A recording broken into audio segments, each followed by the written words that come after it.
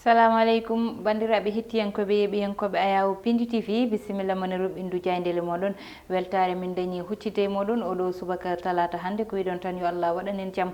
goto fo salminama inde ko noon manama jettoɗe serenɓe men jejjitaka helal gotol calminama jurama berta juuɗe ñaga duwaw o yuppoye Sénégal e aduna foof ha oɗo boros waw hollude en caggal no subaka fo banimon debbo Aissata Ndiaye ne wonde abanum gorko Moussa Nia Almoudou Amadou Moussane bisimilla ma mbani mba Aissata Ndiaye mi salminima jurmama salmini kala yeɓiyanke Pindi TV kala jiɗɗo Pindi TV kadi kala bertortoɗo walla beytortoɗo ɗiɗo kabaruji ɗi ganduɗa kadi ko kala subaka tugude altine fade aljuma tigui haaɓe ganduɗa koye Pindi TV tigui ɓe kumpito hokkuɓe hoolare ƴettuɓe yidde mumen mbaɗe e ndeɗo Ayaw habride wonɓe nder e bawaleɗi kala ɓe calminama toɓe mbawi wonde e noɓe mbawi wonde noon tigui Moussa Nia hande ko ɓuuri tengtude ko noon tigui ha joni kay leydi Sénégal oppani oɗon remaniement ministériel ene wayni ko oɗon tigui ko woni bettere e mabɓe walla mbiyen ko jahliɓe ha joni ko oɗon ganduɗa ko Idrissa Seck moɓe cikkano walla moɓe ñako noon ko ma tawto président de la république Macky Sall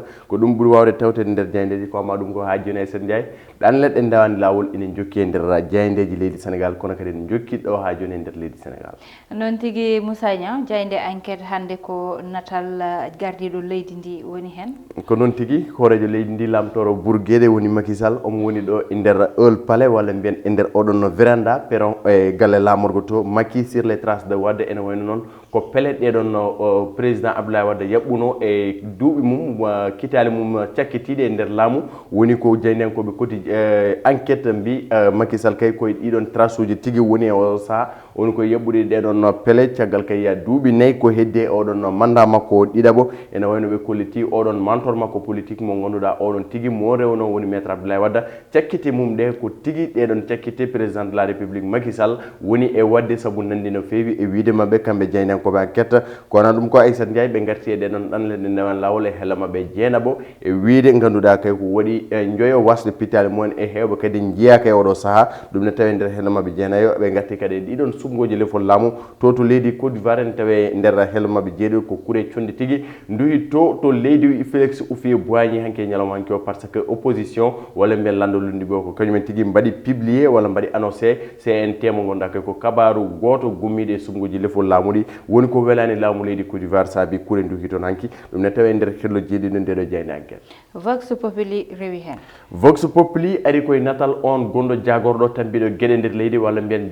jagorɗo tambiɗo nden Keyki Sall walla mbiyen ha joni ministre de l' intérieur kesso onon lomtiɗo Aly Ngouille Ndiaye o wiyete ko Antoine Félix Diome ene wayno noon ɓeɗon les khalifiste wonduɓe e Khalifa Ababacar Sall ha joni jaɓani kaɗon gonka tigui saabu kay mettere walla ñañere fade oɗon alhaali Moussa Taye kañum kay holliti tigui oɗo Antoine Félix Diome ko kañum tigui jeyno e maguyaji walla ɓen ɗiɗon diiluji ɗi ganduɗa ne taweteno e nder laamu Sénégal ɗum ne tawe nder hello ɗiɗaɓo walla ɗum woni gardidi bindol ndeɗo jeyde Vox Populi ko natal makko kanko Antoine Félix Diome kañum tigui tawete e nder ndeɗo jeyde jeyde Vox Populi oɗo subaka ha joni noon ɓe garti e ganduɗa e hakkude PS Macky 2012 anda sukali ganduɗa e oɗo gouvernement kesso mo ganduɗa joƴƴina e leydi Sénégal ɗum koye hella mabɓe tataɓo ha joni noon ɓe gatti e gonka coronavirus Aissata Ndiaye ɓe politique e leydi Sénégal nena riwto oɗon brosse no hannirta ni le Sénégal passe de vaincre le coronavirus ɗum ne tawe nder hella mabɓe jeeɗiɗo kamɓe jeynankoɓe Vox Populi jeyde l'observateur ko dawri jande l'observateur ari koye natal ndamal Kajoor walla mbiyama Idrissa Seck on gonnoɗo gardiɗo parti Rewmi idi les secrets d'un coup tordi ene wayno kay gargol makko o tawtude président de la république Macky Sall ngam gollade leydi Sénégal hebdemo oɗo fonction président conseil économique social et environnemental woni ko betti hewɓe saabu wiide Amsatou Sow Sidibé ene wayno ko déception tigui ko déception nationale Amsatou Sow Sidibé e nder ndeɗo jeyde l'observateur o wi ko trop c'est trop wayno ko hunde ɓurtude hay Pape Diop holiti kañum tinani tini ɗum tan koye ɓoggi karale kese kañum tigui e Helentine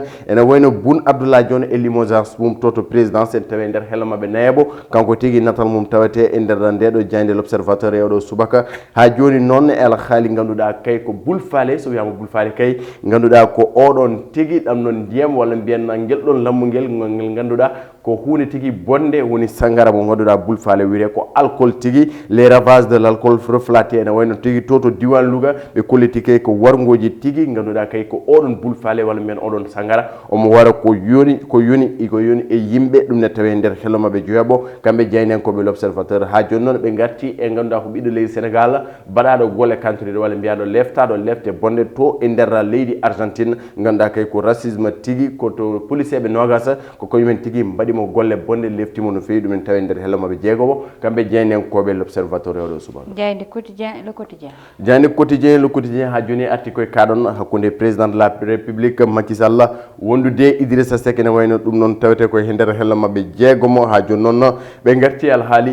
ganduɗa kay ko p to Casamance jamde dumoto e nder Casamance ɓeɗon MFDC en ganduɗa ko processus de la paix en Casamance ɗum ne tawi nder hello mabɓe neeɓo e joeɓo saabu kay oɗo sahani jiya toon teska toon no deere no feewi ha joni noon ɓe garti e kallano umminno ko Mbour saabu yidde yaade ɗeɗon ɗan nden lawlo yaade dowlo Espagne ɗum ne tawi nder hello mabɓe ɗiɗaɓo ene wayno kaɗon laana tigui yantoy koye nder takko pohla maaje to leydi Mauritanie waɗi noon wurɓe waɗi kadi yaltuɓe aduna kono waɗi kadi ɓe jeyaka ɗum ne tawi nder hello ɗiɗaɓo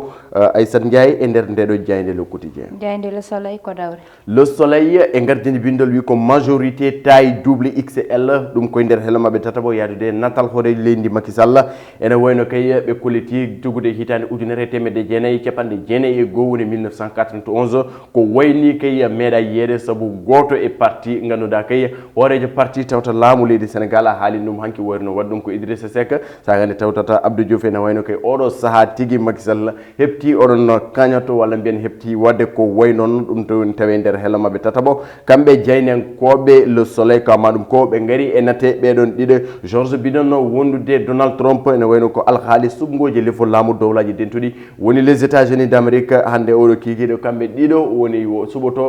suɓoroɓe walla mbiyen ƴamoɓe lefo laamu leydi Amérique leydi États-Unis ma kuccodir woni face à face ce soir ɗum ne tawi nder hello mabɓe nayaɓo hello mabɓe jeeyaɓo ko amma ɗum ko kay ɓe gaari e natal on wiyete DJ Raoul sagare coronavirus tangi ne wuli jaw kanko adduno alhaali chloroquine wonde ne wawi safrude oɗo covid 19 en tawi tan kay professeur Sirine Seydou Gueye mo gondani haala alhaali prostate ko ɗum noon tawete nder hello mabɓe jeetato e jeenayyi kamɓe jeynankoɓe le soleil alhaali sumgoji lefo lamto Côte d'Ivoire gomu UA woni unité africaine e gomu CEDEAO woni la sen kadda ganduɗa kay noddi deere ganduɗa sumgoji lefo lamu Côte d'Ivoire mbaɗa taw alda e fitinaji ko ɗum tawete nder jayde guenirne le soleil oɗo subaka jayde las ko wi jayde lasa ari ha joni koye ganduɗa ko ɗiɗon oɗon nomination walla mbiyen ko artude ɓeɗon tawtude hoore leydi Macky Sall taw kay kañumen kala gonno ko lundiɓe molnaɓe moole ko wayno Oumar Sarr e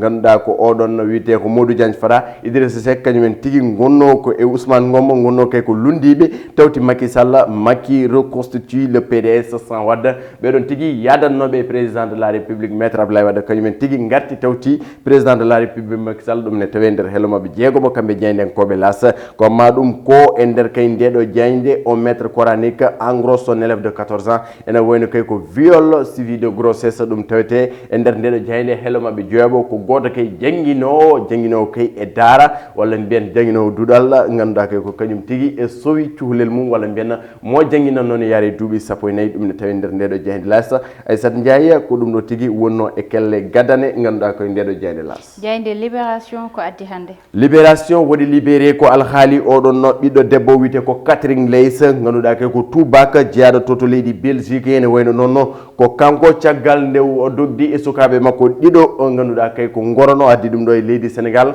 kono ganduɗa kay jiiɗani baba goto kay ko petto goto e football to leydi ganduɗa ko Belgique jibin ɗum ene wayno nde o ari ɗo caggal kay leydi Sénégal windude demande nde o nawtira o dumɓe toon to leydi makko saga nde o arata nde noon papier ji ni walla mbiyen ɗereji ɗi o naati ɗo e leydi Sénégal gona kay dariɗi sababu noon woni cour de justice mo CEDEAO nde leydi Sénégal noon jaggi woni ko laaɓani e oɗon alhaali ene saabi noon ganduɗa kay cour mo ganduɗa ko oɗon no suka debbo huuji kinantoɓe mon hamdino ko leydi Sénégal ko ujunnaji 500 woni 500 millions ene wayno noon oɗo saaha arti ha capanɗe 5 millions mo ganduɗa leydi Sénégal ene foti wadde versé oɗon debbo biyeteɗo Catherine Leys Aissata Ndiaye ndeɗo jani libération arti e ko wiyete ganduɗa covid 19 rewmi sacros ala covid 19 ɗum ɗon ko mallore faade Idrissa Seck wadde ha joni mbi ko idilla dans le Macky ɗum ne tawi nder hello mabɓe jeeyaɓo kamɓe jeynenkoɓe libération ɓe garti haala CESE woni conseil conseiller économique social et environnemental mo gonda ko Mimi Touré aduna dum oɗon départ troublant et oɗon agent de comptable particulier mo gonda kay yehi dum ne tawe nder helmaɓe ɗiɗaɓo kamɓe jeynenkoɓe libération jeyde stade coftal ɓalli uddetodama stade coftal ɓalli ari koye C1 mo gonduɗa koye ko UEFA Champions League hande oɗo kikiɗa mo gonduɗa tigui ko pottita tigui cabba e nder dunde nde walla mbiyen e nder dunde Europe Bayern pour enchaîner o emo pour éviter le pire so tawi Marseille heeɓi hande pigal ene wayno kamɓe ɓe kooti walla mbiyen Ligue des Champions ɓe guitta en jikke yakare mabɓe ɗum tigui tawete en hande Real e Inter électrique sulfureux Atlanta mo gonduɗa e Liverpool ganduɗa kay ko ɗeɗon pottita tigui pada walla ɗiɗon équipe aji tigui ene pada hande oɗo kikida talata Real Inter dos au mur ene wayno Zidane pour nous c'est une finale o Zidane Zinedine Zidane on keblo Real Madrid o wi Aissata Ndiaye hande match moɓe petaro walla ngal ɗo pottital hande waya mabɓe comme no final ni saabu soɓe piyama walla mbiyen soɓe keeɓi défaite wona hunde moƴude mabɓe ko amma ɗum ko ɓe garti e CAN éliminatoire 2022 liste contre la Guinée Bissau ene wayno Aliou Cissé hayso tawi kay waɗani publié oɗon liste e oɗo saaha Sadio Mané wonde Kalidou Koulibaly Pape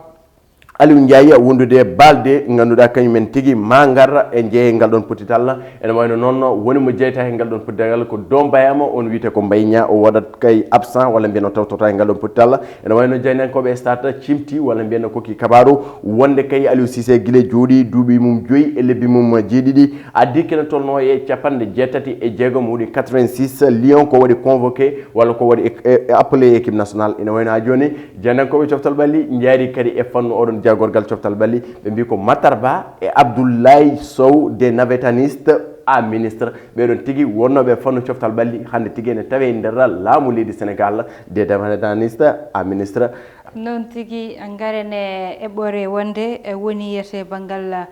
fait divers meɗen noon hande ina andani actualité o oɗo saaha ko politique kono noon kadi politique o woni ko soomi hen woni ko ganduɗa woni banggal émigration clandestine woni ɓeɓe ganduɗa aɓe ɗanno o tawa ɓe ndewani lawol rewoɓe ndiyam ɗeɗo balɗe ne ƴewtinda wasaɓe hen pittali mumen keewi ko kalɗen hen ko heewi kono noon komin kaali foof ma wod komin goppi ɗum tagui saaha fof mamin gartu hen saabu saaha fof ma wod ko hesɗi hen hande noon ina jeeya hen e jeyde l'observateur ɓe garti yete e ɓeɓe ganduɗa ko kamɓe goni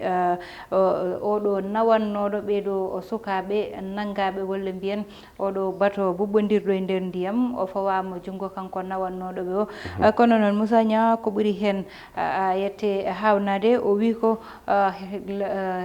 rawane o heeɓi ɓenninde ko timmi batoji tati ɗi ganduɗa yete o nawi hen sukaɓe mana o waɗi hen voyage laabi tati ɗi ganduɗa o daɗi o dandi mataw ko wayni so ari tan ko hoddiro Allah ɗum ɗon noon woni konngudi makko kanko oɗo ɓiɗɗo gorko nawannoɗo ɓeɗo sukaɓe toon to diwan mo Espagne Moussa Nia ko noon tigui alani mbima kuynandi laka bo mande feeñ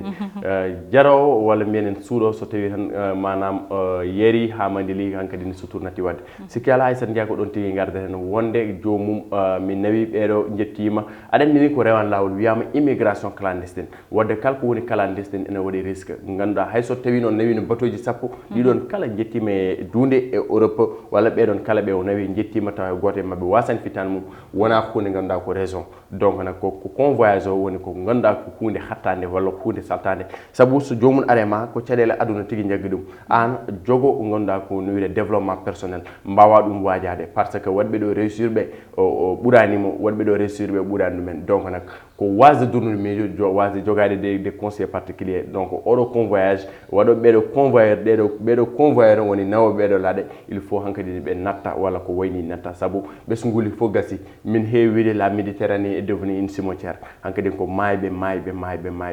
oɗo gueej hande hay liɗɗi ɗi hankadi mbiɗa wawi wiide daga e ñamde saabu heewi mayɓe heewi pittali ɗi jeeya heewi kadi ganduɗa jeunesse ɗum noon wonno attu men pour développement ko ɗum noon tigui woni hande ko ganduɗa ko mbaseren par ce que leydi sen jogui jeunesse active mo ganduɗa ko 35 ans à 25 ans oɗon ɗo tranche d'âge sen woodi rek oɗon développement ndiɗon leydi ene haasi walla ne ɗamina donc so woodi ko wonno développement o walla ko jakorɗen ko kañum tigui waɗo yoɓoyto pittali mumen keddoto e ɗeɗo maaje kaɗɗe woni ko ganduɗa yurmini woni ko ganduɗa eɗen mbiya eɗen nodda mbaɗen erago partout les jeunes wade